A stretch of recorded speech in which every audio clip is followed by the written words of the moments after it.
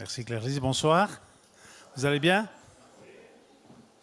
Je crois que c'est un soir de restitution. Est-ce qu'il y en a besoin qui ont besoin d'être restitués? Parce qu'ils ont été volés. Vous savez, Jésus, il dit ça, dans Jean 10, 10, il dit « Le voleur est venu pour dérober, égorger et détruire, mais moi je suis venu pour vous donner la vie, et la vie en abondance. » Quels sont ceux qui ont besoin de restitution, qui disent « Moi je veux reprendre ce que l'ennemi m'a volé, j'en ai marre de me faire voler, je veux prendre possession de ce qui m'appartient. » Amen? Est-ce que ceux qui le veulent peuvent se lever? J'aimerais vous faire bouger un tout petit peu. J'aimerais que vous soyez éveillés, que votre esprit soit éveillé. Seigneur Jésus, on te remercie pour cette merveilleuse parole où tu déclares que si l'ennemi est venu pour dérober, égorger et détruire, tu es venu, Seigneur, pour donner la vie. Et ce soir, je menace celui qui dérobe, je menace le voleur, je menace le meurtrier, le diable qui veut faire échouer nos projets, qui essaye de se mettre dans notre passage. Et ce soir, je déclare que ce soir, c'est une soirée de restitution. Ce soir, c'est une soirée, Seigneur, où tu manifestes ta gloire, où tu manifestes ta puissance. Et j'accueille ta présence. Cher Saint-Esprit, viens, descends sur nous d'une façon nouvelle. Touche nos esprits, touche les profondeurs de notre être, Seigneur, pour que nous soyons capables, Seigneur, de voir les projets que tu as pour les uns et pour les autres. Et ce soir, nous déclarons dans le nom de Jésus que nous reprenons ce que l'ennemi nous a volé. Ce soir, Seigneur, tu restitues ce que l'ennemi, là où l'ennemi nous a déroutés, là où l'ennemi nous a fait passer à côté de ton projet. Et tu vas nous conduire, Seigneur, dans ta destinée. Tu vas nous conduire afin que nous puissions accomplir ces œuvres préparées d'avance et que nous puissions arriver à la fin de notre vie en disant « Dieu m'a tellement béni. » Alléluia. Amen. Qui peut dire ce soir « Tout va bien ». Qui sait qu'il y a de la peine à le dire? OK. Vous avez bien fait de lever la main, parce que des fois, on a de la peine à le dire. J'aimerais vous encourager à dire avec moi « Tout va bien ».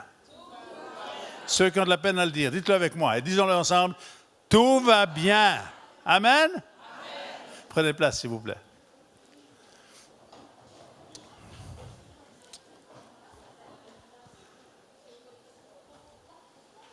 J'aimerais parler un tout petit peu de ce « tout va bien ». Et je veux ce soir, et je crois ce soir, Dieu a commencé de le faire et Dieu va continuer de le faire. Je crois qu'il y a vraiment quelque chose que Dieu veut restituer dans ta vie. Et j'aimerais que tu sois fervent d'esprit, que ton esprit soit éveillé pour dire « Seigneur, je prends cela ». Parce que ça m'appartenait, ça faisait partie de ma destinée, ça faisait partie du projet de Dieu pour ma vie. Le diable a essayé de me faire passer à côté. Vous savez, il est méchant, hein? Mais j'ai une bonne nouvelle, Dieu est bon. Et il nous aime. Certainement beaucoup plus que nous sommes capables de l'imaginer ou de le penser. Il nous a tant aimés qu'il a offert sa vie pour nous. Il n'a pas dit « Ah, maintenant ils sont bien gentils, donc je vais offrir ma vie ». Il a donné sa vie bien avant qu'on soit bien gentil, bien avant qu'on lui dise « Oui, j'ai besoin de toi, Seigneur ». Et ce qu'il a accompli, il a dit une parole extraordinaire sur cette croix. Il a dit « Tout est accompli ». Et le « tout est accompli » veut dire aussi que nous avons accès maintenant aux promesses de Dieu et que nous voulons ne plus nous faire voler, mais prendre possession pleinement de ce que Dieu a préparé. J'aimerais partager avec vous une lecture dans un texte de la parole de Dieu. C'est dans le 2e livre des Rois, au chapitre 4. C'est l'histoire un peu particulière que certains d'entre vous certainement connaissent parce que vous l'avez lu. C'est l'histoire d'un prophète et c'est l'histoire d'une femme. Élisée était le prophète. Un jour, Élisée passait, à partir du verset 8, 2 Rois 4, 8. Un jour, Élisée passait par Sunem. Il y avait là une femme de distinction.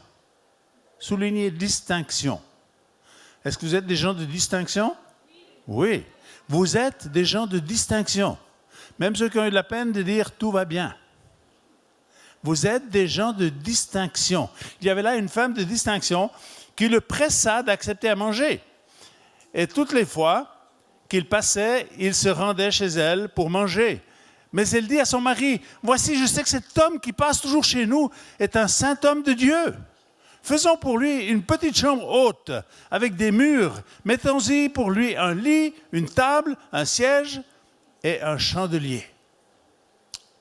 Afin qu'il se retire quand il viendra chez nous. » Élisée étant revenu à Sunem, se retira dans la chambre haute et y coucha. Il dit à Géasi, Géasi c'est son serviteur. Il dit à Géasi, son serviteur, appelle cette Sunamite, Géasi l'appela. Elle se présenta devant lui et Élisée dit à Géasi, dis-lui, voici tu as montré à notre égard tout cet empressement. Que peut-on faire pour toi? Faut-il parler au roi ou au chef de l'armée? Elle répondit, j'habite au milieu de mon peuple. Ça veut dire, je suis satisfaite. J'habite au milieu de mon peuple. Et il dit, que faire pour elle? Géasi répondit, mais elle n'a point de fils et son mari est vieux. Et il la fit appeler. Géasi l'appela. Elle se présenta dans la porte. Élisée lui dit, à cette même époque, l'année prochaine, tu embrasseras un fils. Elle dit, non, mon Seigneur, homme de Dieu, ne trompe pas ta servante. Cette femme devint enceinte, elle enfanta un fils à la même époque l'année suivante, comme Élisée lui avait dit. L'enfant grandit et un jour qu'ils étaient allés trouver son père vers les moissonneurs, il dit à son père, ma tête, ma tête. Le père dit à ses serviteurs, porte-le à sa mère. Le serviteur l'emporta et l'amena à sa mère, et l'enfant resta sur les genoux de sa mère jusqu'à midi, puis il mourut. Elle monta le coucher dans le lit de l'homme de Dieu. Ferma la porte sur lui, sortit, elle appela son mari et dit, envoie, je te prie, un des serviteurs avec une des ânesses, je veux aller en hâte voir l'homme de Dieu, et je reviendrai. Et il dit, pourquoi veux-tu aller aujourd'hui vers lui? Ce n'est ni nouvelle lune, ni sabbat. Elle répondit, tout va bien. Hello, elle vient d'avoir son fils qui est mort. Mort pour de vrai. Et son mari lui dit, qu'est-ce que tu vas aller faire? Il dit, tout va bien. Je vais revenir sur l'histoire. Tout va bien. Puis elle fit sceller l'ânesse et dit à son serviteur, mène et pars, ne t'arrête pas en chemin, sans que je te le dise. Elle partit donc et se rendit vers l'homme de Dieu sur le mont Carmel. L'homme de Dieu, l'ayant aperçu de loin, dit à Géasi, son serviteur, voici cette Sunamite. Maintenant, cours donc à sa rencontre et dis-lui, te portes-tu bien? Ton mari et tes enfants, ton enfant se portent-ils bien? Elle répondit, bien. Et dès qu'elle fut arrivée auprès de l'homme de Dieu, sur la montagne, elle embrassa ses pieds. Géasi s'approcha pour la repousser, mais l'homme de Dieu dit, laisse-la, car son âme est dans l'amertume. Et l'Éternel me l'a cachée. Elle ne me l'a point encore révélée. Alors elle dit, ai-je demandé un fils à mon Seigneur? N'ai-je pas dit, ne trompe pas ta servante? Élisée va dire à Géasi, Saint-Terrain, prends mon bâton, va poser mon bâton sur l'enfant. Et la femme, elle dit, je ne partirai pas à moins que toi, tu viennes avec moi. Et Élisée va se lever, va accompagner cette femme, et il va trouver cet enfant mort dans la chambre haute qui avait été construite pour lui. Et Élisée va redonner vie à cet enfant. J'aimerais mentionner 3 choses dans ce texte. La première chose, c'est l'empressement. L'empressement pour accueillir. L'empressement pour construire une chambre haute. Et j'aimerais vous encourager, mes frères et sœurs, à construire une chambre haute. Vous n'avez pas d'Élysée à accueillir dans votre maison. J'aimerais parler de cette chambre haute qui est le lieu où vous allez rencontrer votre Seigneur. Le lieu, votre lieu de prière. Est-ce que tu as un lieu qui est ton lieu de prière? Est-ce que tu as un lieu particulier où tu dis là, je suis tranquille, je peux fermer la porte, je vais dans la chambre haute? Et j'aimerais, on ne peut pas toujours le construire physiquement, mais je vous encourage à avoir ce lieu où vous allez rencontrer le Seigneur. Et je vous encourage à avoir une communion et à avoir de l'empressement dans cette communion avec Dieu. Pourquoi? Parce que si vous montrez de l'empressement pour aimer votre Dieu, quand c'est que tu as dit la dernière fois à ton Dieu, « Seigneur, je t'aime » Qui lui l'a dit aujourd'hui? Ah, quelques-uns, waouh! On l'a dit un peu en chantant ce soir. Hein? J'aimerais vous encourager à avoir ce lieu de rendez-vous avec Dieu, ce lieu où vous aimez Dieu, ce lieu où vous dites à Dieu que vous l'aimez. C'est important de lui dire que vous l'aimez. C'est le premier commandement du Nouveau Testament. Hein? tu aimeras l'Éternel ton Dieu. Ne faites pas comme cet homme qui m'a dit, moi je demande pardon à Dieu tous les jours parce que je ne l'aime pas. J'ai dit, t'es chrétien, tu n'aimes pas Dieu? Il m'a dit, non, c'est pas que je ne l'aime pas, mais je ne l'aime pas assez, alors je lui demande pardon. J'ai dit, arrête ce cirque. J'ai dit, si tu fais ça avec ta femme, tu vas divorcer bientôt. Si tu commences à lui demander pardon parce que tu ne l'aimes pas, dis-lui que tu l'aimes. Aucun d'entre nous peut prétendre qu'il a un amour parfait, puis indéfectible. Non, notre amour, il est limité. Mais plus on dit à quelqu'un qu'on l'aime, et c'est aussi valable dans les couples, plus vous dites à quelqu'un que vous l'aimez, plus l'amour grandit. On dit, ah non, je te le dis à 25 ans quand tu s'est marié. Tu dois le savoir maintenant, hein? C'est pas suffisant, hein, je vous dis tout de suite. En particulier les gars. Hein. Les gars, des fois, ils ont tendance à oublier de dire les choses un petit peu de cœur, comme ça. Donc, dites à votre Dieu que vous l'aimez. Accueillez sa présence. Accueillez sa présence. Et plus vous montrerez de l'empressement pour aimer votre Dieu, qu'est-ce qui va se passer? Il va se passer la même chose que dans cette histoire. Cette femme, elle a montré de l'empressement pour accueillir cet homme, pour le nourrir, puis pour construire une chambre haute, pour qu'il puisse se retirer, pour qu'il ait un lieu où il peut se reposer. Et parce qu'elle a fait cela, Élie, qui à ce moment-là est le prophète, qui représente Dieu d'une certaine manière, on n'est pas encore dans le Nouveau Testament, où l'Esprit Saint est disponible pour chaque être, pour chaque croyant, l'homme va dire, que puis-je faire pour toi? Tu as tant fait pour nous.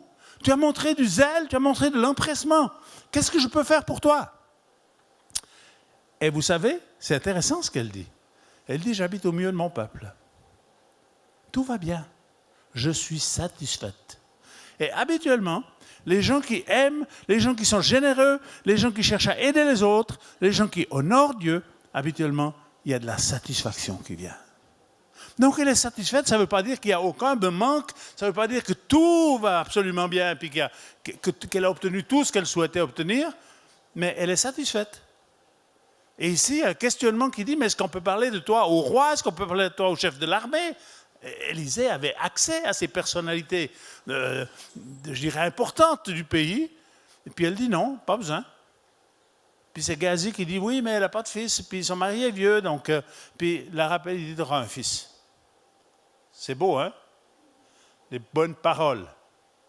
Elle a une réaction, j'aime assez finalement sa réaction, parce que probablement il y a d'autres personnes qui avaient dit à cette femme, tu auras un jour un fils.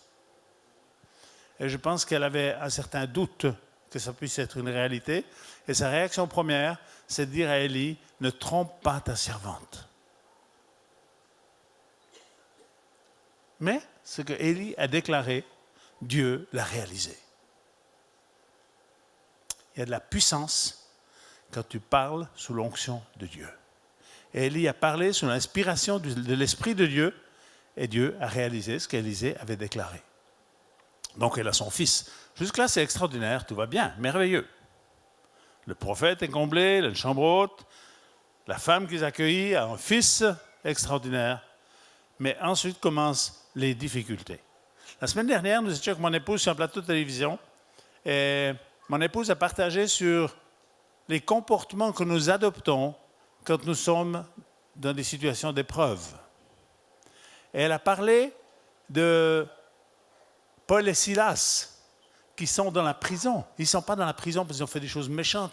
Ils sont juste dans la prison parce qu'ils ont prêché l'Évangile. Et ils sont dans une prison où il n'y a pas la télévision, où il n'y a pas 3 menus à choix. Ils ont les pieds dans les fers, au fond de la prison. Il est minuit et Paul et Silas chantent les louanges à Dieu.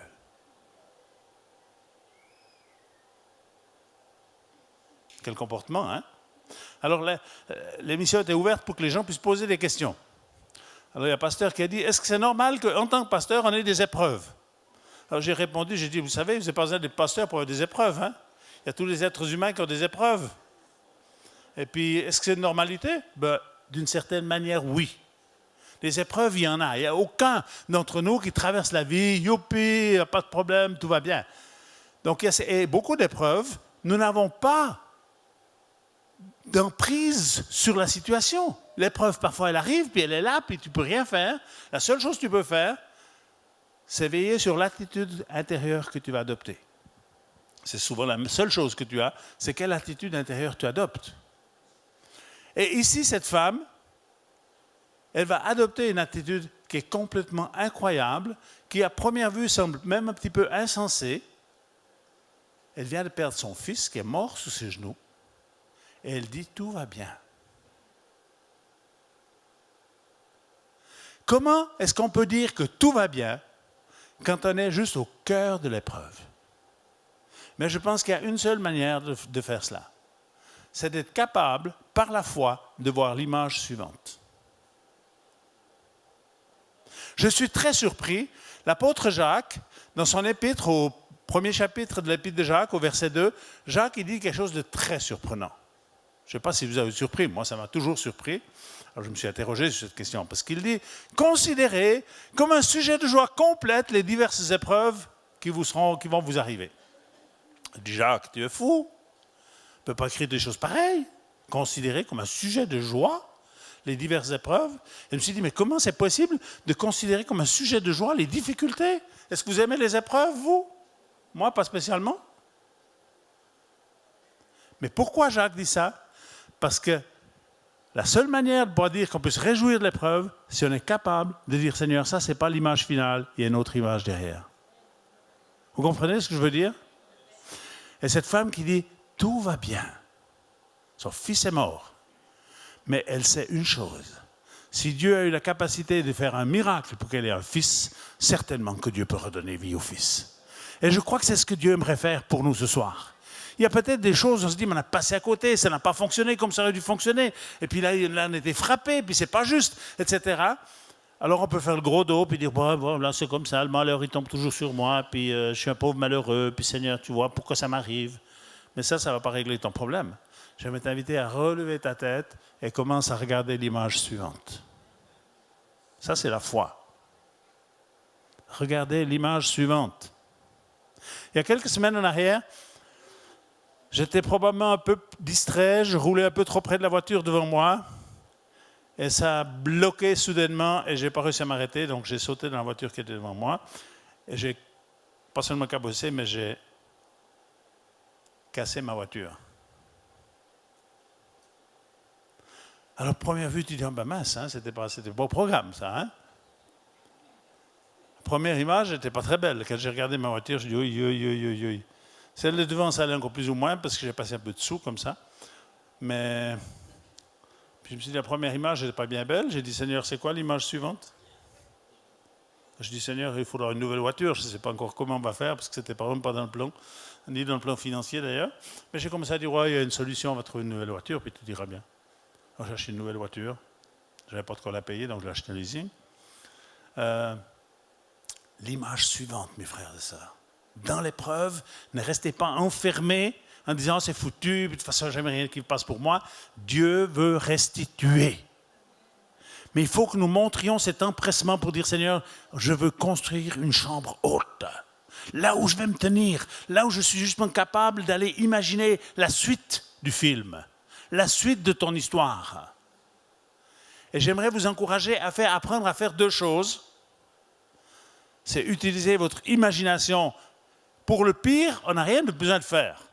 Le diable va se charger de vous donner des images négatives, dire tu vas encore échouer, puis tu n'as pas la capacité, puis tu n'as pas le niveau, etc. Il n'y a rien besoin de faire pour le négatif. Mais commencez à imaginer l'image positive. En disant Seigneur, je vais le faire, et avec ton aide, et je crois Seigneur cela. Et puis ensuite, commencez à parler. Est-ce que c'est juste ce que je suis en train de dire? D'imaginer quelque chose de bien. Dieu nous a donné cette capacité, n'est-ce pas? Est-ce que c'est dans le projet de Dieu qu'on fonctionne comme ça? Ou bien finalement, on attend de voir ce qui va devenir, ce que sera demain? Dieu a fait quelque chose de particulier avec Abraham. Dans Genèse 15, Dieu donne une vision à Abraham et il dit à Abraham, « Abraham, je suis ton bouclier et ta récompense sera très grande. » Et la réaction première d'Abraham, il regarde la réalité et puis il dit, tu vas me donner quoi? La réalité, c'est que je m'en vais sans enfant et que l'héritier de ma maison, ce sera Eliezer de Damas, c'est quelqu'un que nous avons accueilli. Ce ne sera pas mon fils parce qu'il n'y a pas de fils. Et Dieu lui dit, non. Je t'ai dit que j'allais te bénir. Et qu'est-ce que Dieu fait pour qu'Abraham puisse saisir cette pensée-là? Parce qu'Abraham n'arrive pas à le croire. Parce qu'il dit, Dieu, si tu voulais faire un miracle, il fallait le faire avant. On est trop vieux, ma femme est trop vieille, je suis trop vieux. Et Dieu lui dit, sors un peu de ta tente. Il le fait sortir de la tente, puis il dit, arrête de regarder la pointe de tes chaussures et commence à regarder en haut au ciel et tu commences à compter les étoiles du ciel, car telle sera ta descendance. Et quand vous êtes dans un endroit où il n'y a aucune lumière artificielle et que le ciel est ouvert, il y a un nombre d'étoiles extraordinaire. Et Dieu fait cet exercice avec Abraham. Il dit, mais sors de ta tente, commence à lever tes yeux au ciel et commence à compter les étoiles, car telle sera ta descendance. Il le conduit dans l'imaginaire pour qu'il puisse saisir par la foi la promesse de Dieu. Donc Dieu veut qu'on fasse la même chose. Utiliser notre imagination pour voir l'image suivante. Et de cette manière-là, on peut dire, tout va bien. Tout va bien. Et puis utilisez votre parole. Parlez sur le futur. Puis quand le diable vous attaque, ne dites pas, oh ben voilà, c'est de nouveau pour ma poire. Il y a une puissance incroyable dans votre langage. Et on peut avoir différents comportements quand on est face à l'épreuve. On peut avoir un comportement de panique. On peut avoir un comportement de confiance. Ou on peut avoir un comportement d'autorité. Et Jésus va dire à ses disciples, dans Luc 17, au verset 5, Jésus va dire à ses disciples, si vous aviez la foi, vous auriez parlé à ce sycomore, il serait déraciné, il serait planté dans la mer. Dans Marc, il va dire, si tu parles à cette montagne, ôte-toi de là, et si tu ne doutes pas dans ton cœur, mais crois que ce que tu déclares, ça va se réaliser. Ce qui veut dire qu'il y a une puissance incroyable dans notre langage. Et Salomon va le dire dans Proverbe 18, 21, Salomon dit, la vie et la mort sont au pouvoir de ta langue. Et dans la science moderne, aujourd'hui, ils ont découvert que notre capacité de langage, qui se situe au niveau de notre cerveau, a une suprême assise sur tous les nerfs et les muscles du corps humain. Hello! Ça vient juste confirmer ce que Salomon a dit il y a de nombreux siècles en arrière. La science a découvert ça, que le langage a une suprématie sur tous les nerfs et les muscles du corps humain. Contrôle tout, le langage. C'est pour ça que c'est tellement important ce que nous déclarons. Si tu commences à parler de ton échec, si tu commences à dire « je ne suis pas capable » parce que quelqu'un te l'a dit, ne le répète pas. Commence à dire « je suis capable, je vais réussir ». Et si tu échoues, ce n'est pas grave. Tu te ressaisis, tu continues. Ce soir, Dieu veut redonner vie là où l'ennemi a frappé. Et la première chose que vous devez faire, c'est commencer à dire « Seigneur, merci, tout va bien ». Mais tout va bien, ce n'est pas « je suis passif et puis je laisse faire ». Elle n'a pas eu ce comportement-là, elle a dit « tout va bien », mais elle a fait sceller l'ânesse, elle a dit cette fois « on ne s'arrête pas, on va au Carmel et je vais aller voir Élie ». Et Élie a dû venir.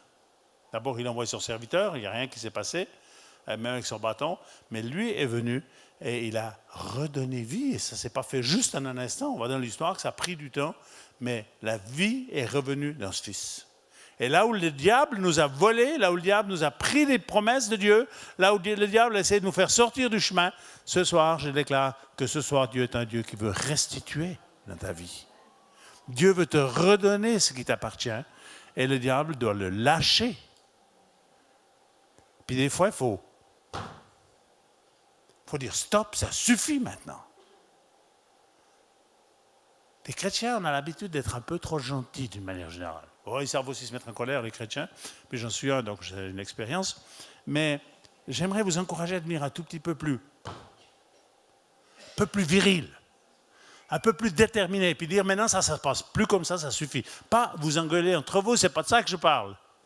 Parlez à l'ennemi, parlez au voleur. Tu te dégages de ma vie maintenant, ça suffit. Puis cette maladie dehors. Tu n'as pas le droit d'habiter dans mon corps parce que mon héritage en Christ, c'est le salut, mais c'est aussi la santé, c'est la vie abondante, c'est ce que Jésus a déclaré. Alors ça suffit, j'arrête, je ne veux pas me laisser voler et puis me laisser perturber par le diable. Mais si nous sommes passifs et qu'on laisse faire, lui, il rigole. Mais j'aimerais vous dire, mes frères et sœurs, Dieu vous a donné une autorité. Vous avez une autorité. Et même ceux qui ont la peine ce soir à dire, et je le comprends tout à fait, je ne sais pas du tout dans mon trans, qui ont de la peine à dire tout va bien, vous avez une autorité. Mais elle vous sert à quoi l'autorité? Elle n'est utile que si vous l'utilisez. Si vous ne l'utilisez pas, vous laissez faire, vous allez continuer à être volé. Mais on veut reprendre ce que l'ennemi a volé. Et on veut expérimenter cette promesse de Jésus, mais aussi cette promesse qui est déjà adressée au peuple d'Israël dans Deutéronome 28, où il dit « Je te bénirai, tu seras la tête, tu ne seras pas la queue, tu seras en haut, tu ne seras pas en bas, etc. » Vous devez déclarer ces choses sur votre vie et vous allez voir que Dieu va se manifester merveilleusement. Amen. Ayez du zèle, de l'empressement. Construisez cette chambre haute dans ce lieu de prière, d'intercession, dans ce lieu où vous dites à Dieu que vous l'aimez. Et puis, commencez à déclarer « tout va bien » parce que vous êtes capable de voir l'image suivante. Oui, mais Seigneur, est-ce qu'on peut dire « tout va bien » quand quelqu'un est en fin de vie puis quelqu'un va mourir? S'il est en Christ, oui, on peut dire « tout va bien ». Parce que l'image suivante est plus belle que la précédente. Quand on quittera cette terre, quand on aura fini nos parcours, ce qui nous attend est glorieux. Alors on peut toujours dire « tout va bien ». Tout va bien. J'aimerais prier avec vous. Peut-être on va écouter un peu ce que le Saint-Esprit aime à dire et puis ce que le Saint-Esprit aimerait faire. Chérie, tu veux me rejoindre? Gloire à Dieu. Je vais donner quelques paroles de connaissance, peut-être quelques paroles prophétiques spécifiques. Saint-Esprit, on a besoin de ton aide. Je te prie, tu nous donnes des paroles à propos, tu nous donnes des éléments qui sont comme des clés, Seigneur, dans la vie des uns et des autres.